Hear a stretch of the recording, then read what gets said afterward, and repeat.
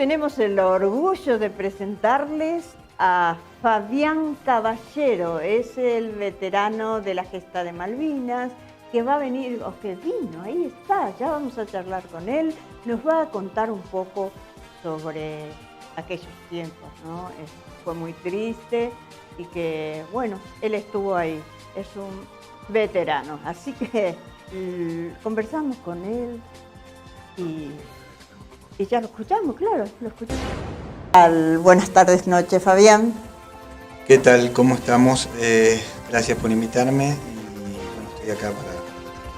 Gracias por venir y bueno, algunas cosas que te acuerdes de cuando estuviste allá, cómo es que... Primeramente contame, ¿cómo es que te enteraste que tenías que ir, bueno, digamos, a defender la patria? Sí, básicamente, a ver, yo me fui en la primera baja en el año 81 del ejército, estaba en el Regimiento 7 de Infantería Mecanizado de La Plata, en la compañía B. Me fui en la primera baja en noviembre del año 81 y después fui convocado cuando ocurre Malvinas, el 2 de abril, día 12 toma Malvinas y el día 9 yo recibo un telegrama para sentarme nuevamente como soldado convocado para concluir En ese momento nadie sabía dónde íbamos, pero obviamente una vez que estábamos en la unidad después nos dijeron que nos llegamos a Gallegos, en realidad Río Gallegos no nos enteramos, pero básicamente sabíamos de qué se trataba. Contame un poco cómo fue tu llegada, qué impresión te dio haber llegado, ya estabas ahí, y bueno, contame en qué regimiento estuviste o dónde estuviste en ese lugar. Sí, en realidad el regimiento pertenecía al mismo, el regimiento siempre fue el regimiento 7 de Infantería y la compañía de Infantería B. Bueno, digamos, no teníamos demasiadas diferencias porque muchos de nosotros nos habíamos ido en la primera baja y éramos todos compañeros, o sea que yo estuve con todos mis compañeros de servicios militares, estuve desplazado en el monte, en la cima del Monte London, en la parte final del Monte London, es un monte que se encuentra a unos 14 kilómetros más o menos de lo que sería Puerto Argentino.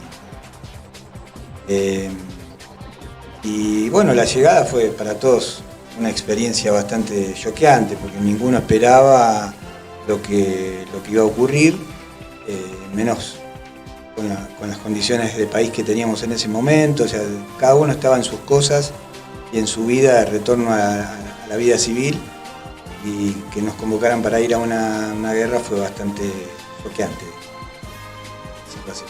Pero bueno, había que ir.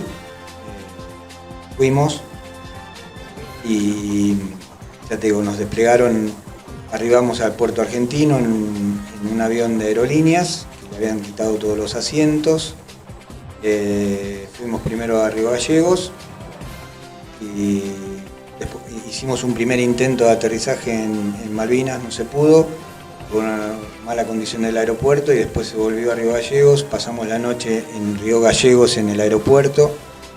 Y después volvimos a intentar al otro día, y eso fue un día 13 de abril. Ese día 13 de abril desembarcamos en Malvinas y en un avión de pasajeros sin asientos con todo o sea, con parte del regimiento que iban a hacer. Y después nos desplegaron en camiones y caminando desde el aeropuerto hasta los distintos lugares, o sea, fuimos caminando desde el aeropuerto de Malvinas hasta la cima del Monte London. Previo paso, una noche anterior, estuvimos alojados en un galpón, y el día siguiente continuamos la caminata hacia el monte, las posiciones que fueron las anteriores posiciones en las que estuvimos. De acuerdo, ¿no? ¿Qué fue lo más difícil que tuviste enfrentar en ese conflicto? Bueno, en realidad yo trato de... Cada uno de nosotros trajo de Malvinas, vivió en Malvinas como decimos nosotros, ¿no? Cada uno vivió una guerra diferente. Hasta el mismo compañero que estuvo al lado tuyo hace muchas veces descripciones de cosas que vos las viste de una manera y él las vio de otra. Es algo muy particular, pero es como a vos te acontecen las situaciones, los acontecimientos se suceden y a vos te quedan grabados de una determinada manera que después, digamos, en el rincón de las hornallas, entre todos los veteranos charlamos, más los que estuvimos juntos, muy pegados, recordamos cosas, algunos recuerdan algunas cosas y otros no. Entonces es como que compartimos esos recuerdos. Pero básicamente todos fueron recuerdos dolorosos. O sea, hay recuerdos lindos porque teníamos que, de alguna forma, armar un humor o una situación de vida muy especial, más allá del compañerismo que teníamos los que estábamos en la trinchera, armar un día a día llevadero, porque los primeros días fueron todo una... Ya se juntaban. Claro, sí. Y armaban. Las distintas... Los primeros días fueron de ubicarnos en posiciones y armar las posiciones. Entonces eso nos mantuvo ocupados y teníamos que armar las posiciones con piedras, con turba, que es lo particular de la geografía que tiene Malvinas, que es la turba y la roca. Y bueno, por suerte los primeros días no hizo tanto frío, entonces es como que eso nos mantuvo entretenidos hasta que comenzaron los primeros, comenzó el conflicto concretamente, el bombardeo aéreo el 1 de mayo, bombardeo aéreo y naval, y ahí, bueno, ahí entramos todos en una situación en la que nos dimos cuenta de dónde estábamos. Hasta el momento era todo un haber llegado a un lugar diferente, al tratar de estar pasándola lo mejor posible. Había,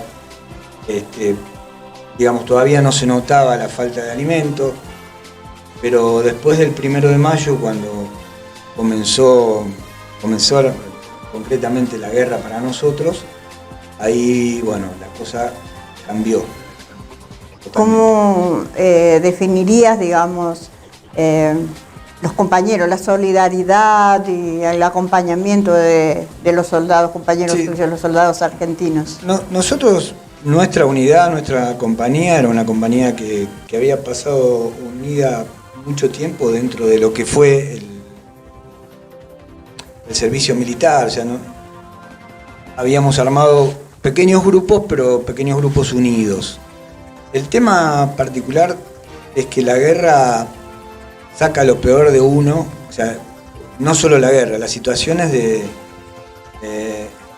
particulares donde uno tiene que sacar el ser humano que tiene adentro, bueno, puede sacar lo mejor y lo peor. Es ahí en donde se ven lo como que se contenían entre todos, claro, cuando se juntaban. Sí, exacto, nos conteníamos y encontramos también las miserias de cada uno, ¿no? Porque es un lugar donde, o una situación particular en donde vos tenés que luchar todos los días o pensar todos los días que te vas a morir. Y vivir con eso todo el tiempo no fue grato. Eso lo trajimos todos después y cada uno lo fue manifestando a lo largo de los 40 años que llevamos de vida posteriores al conflicto. Claro, 1982, volvamos ahí. ¿Qué opinás, qué opinión tenés del gobierno argentino que decidió enviar las tropas ahí en Malvinas a enfrentarse con...? Yo particularmente, o sea, soy un precursor de tratar de educar a la sociedad nuestra, que es bastante penduleante, si se quiere, por llamarlo de una forma muy poco ortodoxa, pero porque básicamente no estoy de acuerdo con los conflictos. Sí estoy de acuerdo con que Malvinas es nuestra, nos pertenece, estoy totalmente identificado con que el colonialismo ha hecho en el mundo prisioneros o ha usurpado montones de territorios en pos de quitarles las posibilidades a muchos seres humanos. Pero yo me detengo ahí, paro en la guerra y hablo de nosotros. Nosotros como argentinos, como ser humano, yo, Fabián Caballero, tiene un pensamiento particular que tiene que ver con la no guerra. Y la no guerra podría haber sido porque, bueno, desafortunadamente el gobierno de turno, y lo recuerdo siempre como algo que lo tengo plasmado en mi memoria, es el famoso 30 de marzo, cuando la gente fue golpeada y agredida en la plaza porque iba a reclamar porque el gobierno no estaba haciendo lo que correspondía. Y mágicamente después esa misma gente, el 2 de abril fue a aplaudir por Galtieri para que nosotros fuéramos a la guerra. Entonces, esto genera ciertas rispideces con mis compañeros veteranos. A mí no me hace, primero, a mí la palabra héroe no me parece que esté bien. Para los que volvimos, toda la gente nos dice que somos héroes. Para mí los héroes son los que quedaron en las islas, los que dieron la vida, hasta sin querer darla, por las decisiones que tomaron. Las guerras no son decisión de los que van a la guerra, son decisiones de los que los mandan a la guerra. Entonces, particularmente en nuestro caso fue así. Y yo reflexionando muchas veces digo esto: se podría haber evitado muchas muertes, se podría haber evitado el conflicto, se podría haber solucionado de otra manera, pero fue mejor para tapar o cubrir las necesidades de otros intereses que tenían que ver con otra cosa que no éramos nosotros precisamente. Esto no, voy a aclarar algo porque después lo escuchan algunos compañeros y dicen, pero nosotros no queremos ser tratados como víctimas. No es que mi objetivo es hablar de que somos víctimas. Yo estoy diciendo, se tomaron decisiones equivocadas que traen daños colaterales y nosotros fuimos esos daños colaterales y los que están muertos también. Como decisiones equivocadas. Exacto. Bueno, ¿cómo ha sido? Hay mucho para hablar con un veterano de esa gesta, pero contame un poco cómo ha sido, digamos, de nuevo tu integración en la vida social. Y mira, yo formé parte de un grupo de veteranos, centro de veteranos que era de La Plata, el CECIM, en un inicio cuando retornamos de Malvinas. Frecuentaba el lugar muy seguido, iba a las marchas, me convocaban, hablaba, pero bueno, después se sucedieron un montón de hechos, como que había compañeros que comenzaron a suicidarse y nos juntábamos, cada vez que nos juntábamos había un compañero que no estaba. Y yo después decido no ir más y irme de La Plata y me fui a vivir a Puerto Madryn. No por casualidad, porque fue, casualmente Puerto Madryn fue el lugar que nos trajo el Canberra cuando volvimos de Malvinas, nos deja en el puerto de Puerto Madryn. Entonces la ciudad, como que el destino y un poco mi interior me llevó a vivir ahí. Viví 25 años en Puerto Madryn. Y me alejé un poco de todo lo que era Malvinas. Pero a veces digo, me alejé por un lado bien, porque me aferré a otras cosas, a mi profesión, a mi trabajo, a mi vida, y después no, porque no pude, me enfrenté con un montón de fantasmas que no sabía cómo manejar. Y eso hizo también que transitara por caminos que no eran los correctos, ¿no? ¿Qué mensaje le dejarías o le enviarías ahora a las nuevas generaciones, ¿no?, a la hora de defender a la patria, la soberanía?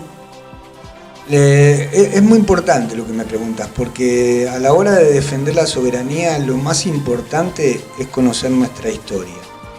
Yo, por ser contemporáneo, porque hay muchos, hoy los chicos de generaciones posteriores a las nuestras nosotros somos contemporáneos, nosotros podemos contar una historia como fue, real, y no esa historia que cuentan los libros que vos necesitas al prócer para que te la cuente, que ya no va a estar más. Hoy los chicos pueden acercarse a nosotros y escuchar un relato de quien lo vivió directamente. Y es importante que nosotros, que lo vivimos, tratemos de contarlo con la mayor objetividad posible, sin meter política, sin meter dentro del relato fanatismos que hacen que, como en toda historia, se genere un mito o se cree un mito que después no es. Entonces la historia es una y hay que contarla como es, o sea, cómo se sucedieron los hechos, por qué se sucedió, por qué ocurrió lo que ocurrió y terminó como consecuencia en una guerra, en una muerte, en el posterior retiro de tropas y las consecuencias que eso trajo para aquellos que fuimos a la guerra. No son todas muy bonitas. Hay muchos compañeros que están presos, que son alcohólicos, que bueno, todos tenemos algún problema psicológico que arrastramos y tenemos que estar medicados, porque el estrés postraumático que trajimos fue extremadamente pesado. Entonces, sin detenerme en eso que nos afectó a todos, es muy importante cómo contar la historia. Y la historia hay que contarla despojándose de partidismos políticos, es decir, y no atacando, tampoco estoy de acuerdo con atacar a la Fuerza Armada en particular. Yo voy a atacar a la persona, como pasa, fulano era un cabo y hizo tal cosa que estuvo mal y bueno, es esa persona que tenía un rango y hizo las cosas que no correspondían, pero hubo otros que se destacaron. Entonces, de esa forma habría que abordar Malvinas cuando se cuenta la historia. Porque si no, están los que cuentan la historia porque no les gustan los militares, porque parece que su forma estricta y más verticalista de pensar es mala, y por el otro lado están los que son extremadamente afín a los militares y dicen, bueno, todo lo que hacen los militares, no importa qué, si así sea una salvajada, está justificado, como pasa, ¿no? Es decir, es un héroe de Malvinas y está bien, ¿no? Torturó, mató y hizo otras cosas en los 70, pero es un héroe de Malvinas, está justificado. Yo no estoy de acuerdo.